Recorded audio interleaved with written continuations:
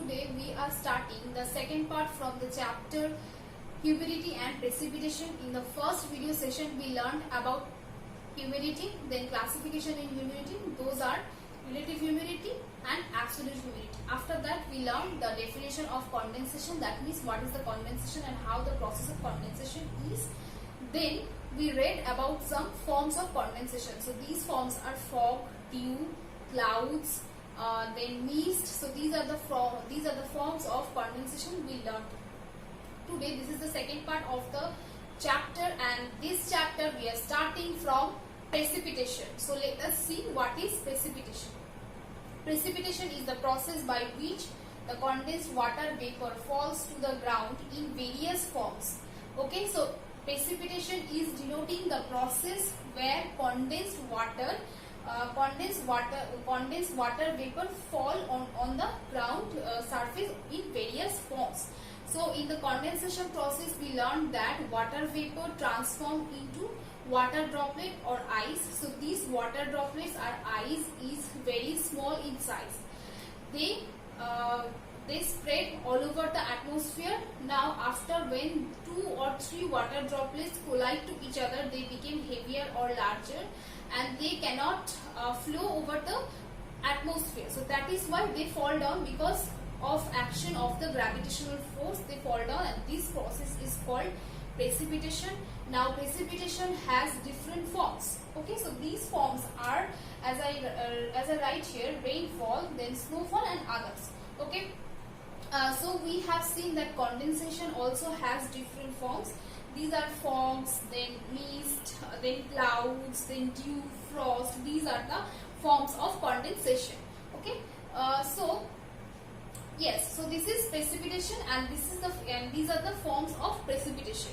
Now we will see rain. Okay, so rain is also among the form of precipitation. Let us see what is rain. Million of clouds particle coalesces to form a raindrop, while became too heavy to remain in the suspension in the cloud. So while million of cloud particles they collide to each other, they became the raindrop became heavier, too heavy. Okay, and they cannot remain in suspension in the cloud, so they fall down. Okay, so that is what rain is. Now one important term in rain, it is such drops fall down due to their weight. Rain drops of smaller size are called drizzle. Now what is drizzle? While raindrop is in smaller size, we called it as drizzle, and while the water droplets are in larger size, we called it as rain. Now among different forms of precipitation, rain is most common. We have seen rain most of the time. Okay,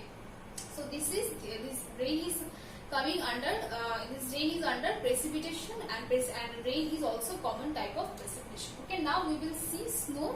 Let us see what is snow. So snow is powdery mass which floats in the air and settle down gradually on the ground. So this is snow, which is powdery mass. Okay, so snowfall usually occur in winter. So we see snow fall in winter. We cannot see snowfall in summer, and also we cannot see snowfall in plain regions. So snowfall is not that much snowfall is not common in plain region. In high altitudes we see snowfall, like in hilly region or in mountain region, but in coastal area we cannot see, or in a plain where we are living now, so we cannot see their snowfall, but we see rainfall. So these two are belong from precipitation. I hope this point is clear. Now where we see snow, where snow is common. So in winter in the middle and high latitude, and in the high mountain region.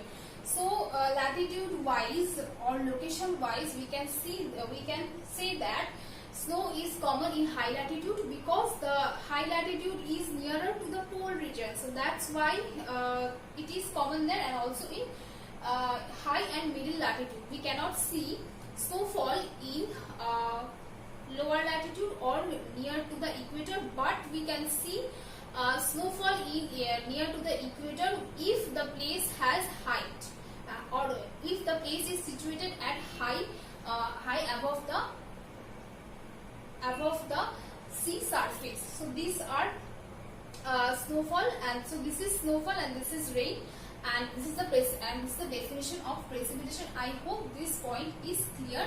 Now we will see another form of precipitation. Now we will see another form of precipitation, that is hail. So let us see what is hail. In the process where there are strong vertical currents of air, the ice particles are pushed upward. They grow to a large size and fall as rounded particle of soil ice. Okay, so what is hail? Hail where ice particle, they grow to a large size and fall on the ground as a rounded particle, so that is hail. Okay, so this form of precipitation is called hail. Now hail is related to thunderstorm. During Kal Baisakhi we seen in West Bengal, during Kal Baisakhi we seen thunderstorm, so that time we also see hailstorm. So yeah, that's all about hail. Now we will see the type of precipitation. So there are three type of precipitation. Among these three type, first of all we will see orographic rainfall or relief rainfall. So what is orographic or relief rainfall? While a moisture laden wind is blowing through a topography, suppose a mountain or a mountain or a highland is situated across that air, then it will collide to that air and naturally it will help to start rainfall in that site where it is where the collision happened.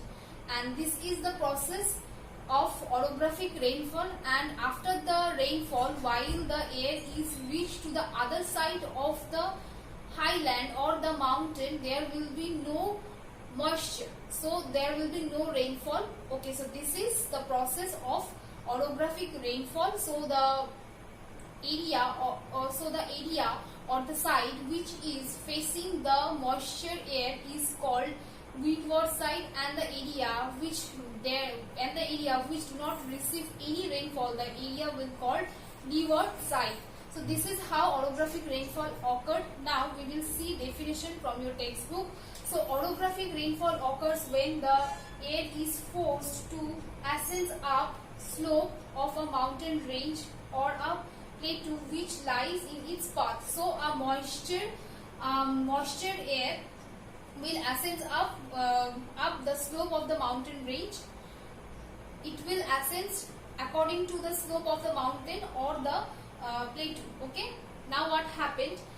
When winds blow at a right angle to the slope of the mountain range, the air is forced to ascend. So it will force to ascend.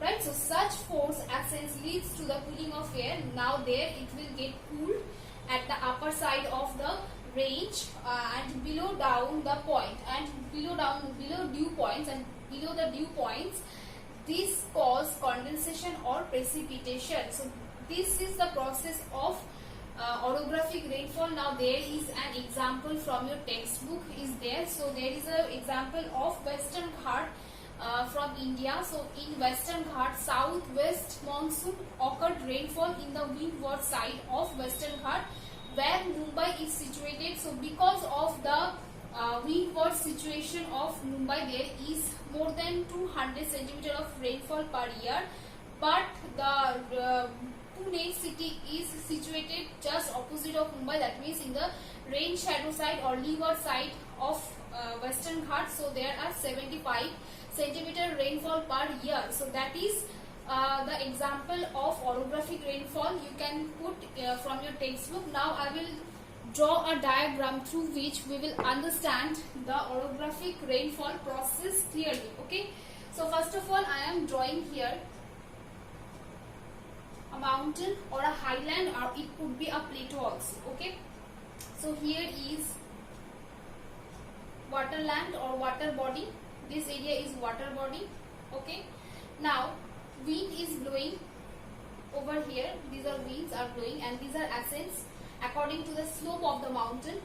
Okay. Here. So while it is collide to this part of the mountain, it will bring rainfall. Okay. So I am drawing here clouds. It will help to create rainfall at this site. Okay. Now after rainfall is completed here, while this wind, this same wind will reach to this part, this side of the mountain region or the plateau or the highland, there will be no moisture in the air, so that is why no rainfall will occur at this part, and this part will be known as leeward side.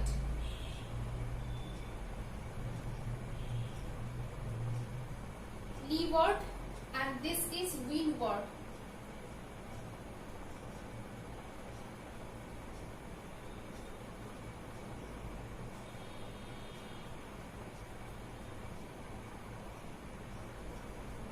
This is windward side. I hope this diagram is clear to you all, and the process of orographic rainfall is now clear to you all. Students, we will see another type of rainfall, that is convectional rainfall. So let us see what is convectional rainfall. In the equatorial region, there is uniformly high temperature throughout the year.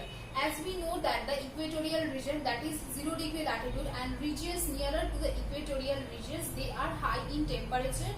Now why they are high in temperature? Because the sun rays throughout the year always give direct sun rays, because throughout the year the direct sun rays fall in that 0 degree latitude. So that is why the temperature always in the equatorial region remains high.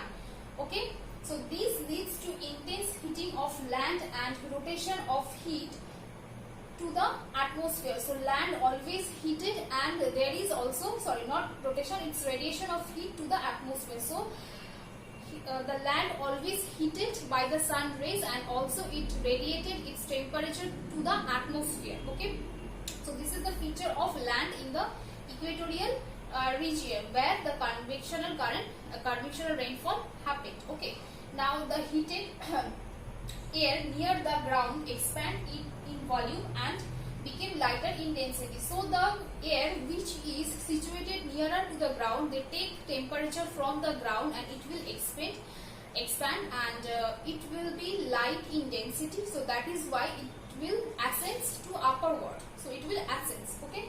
So hence the air ascends to high level and spread out at the top. So it will ascend to high level and spread at the top. Okay. So this ascending currents of heat and humid air results in the condensation. So this ascending current of hot and humid air will happen condensation, and this condensation lead to the rainfall, and this type of rainfall or this formation of rainfall we can call it as a convectional rainfall. Now in the equatorial region, this convectional rainfall happened daily from 2 p.m. to 4 p.m. Okay, and the amount of rainfall is high there, so we can say that moreover 200 centimeter of rainfall happened per year in the equatorial region because of the convectional process or convectional rainfall. Okay, now we will see the diagram of convectional rainfall. So through that diagram, this convectional rainfall formation will be more clear. Okay, so first of all, here is the land. Okay, here is the land. This land is situated, we have to suppose this land is situated in the equatorial region. So these are water body. Okay, this is our land and this is water body. So winds are blowing, right? So winds are blowing from this direction and also from this direction. Okay, so while winds are blowing over the land surface in the equatorial region, they will be heated and it will be less. It will be in less density and they ascend to the high level. So they are moving to high level. These arrows are showing their movement to high level. And here they will condense and they will form cloud. Okay, so this is cloud. They will form cloud because of the condensation. Now this cloud will bring rainfall in the land of equatorial region. Okay, so that's why I am drawing here rainfall. These dotted lines are symbols of rainfall. So this is ascending of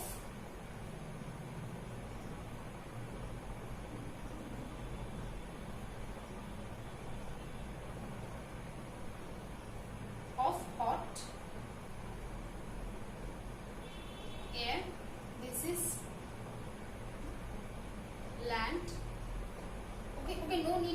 draw this water body. You can only draw this land. Okay, so this is land. Okay, this is ascending of airs while it's moving to upward, right? And this is cloud. This is cloud. So this is the diagram of convectional rainfall. I hope this process of convectional rainfall is clear. If in your examination the convectional rainfall asked, then you have to mention this process, how it occurred. Then you can put, or you should put or draw the diagram to get full marks in the question. So that's all about the convectional rainfall. See another or last kind of rainfall, that is cyclonic or frontal rainfall. So we read about cyclone in the previous chapter, right? So cyclone has two divisions. We read already about them. So these, on the basis of origin of places, we can divide cyclone into two categories. These are tropical cyclone and temperate cyclone. So tropical cyclone occurred in the area from 20 degree to 30 degree latitude. So let us see first. So the rainfall occurred in the tropical cyclone, that is called cyclonic rainfall. Okay, now first of all we will see about cyclonic rainfall. So cyclones are center of low pressure where there are ascending currents of air. So we know that in tropical cyclone there is a low pressure center at the center and high pressure at the outer part of the cyclone. Okay, so there is air ascending. Okay, so strong winds and ascending currents of air associated with the passage of tropical cyclone. So these create a passage of tropical cyclone. Now temperate cyclone. So temperate cyclone occurred above the 30 degree latitude. Okay, so temperate cyclones have well developed frontal between warm air and cold air. So there is warm air and cold air in the temperate cyclone, and also these two different air formed front. Okay, cold front and warm front. Okay, so these warm air being ascends over the cold air along the front, this leads to cooling, condensation and rainfall. So this is how frontal rainfall occurred in the temperate cyclone areas. Okay, now in comparison of both rainfall, we can say that in the frontal rainfall is less intense and also occurred for a long time, while cyclonic rainfall occurred in a short time. Okay, and it is also devastative in nature along with thunderstorm. Okay, so that's all about the cyclonic or frontal rainfall. Hope this concept is clear to you all.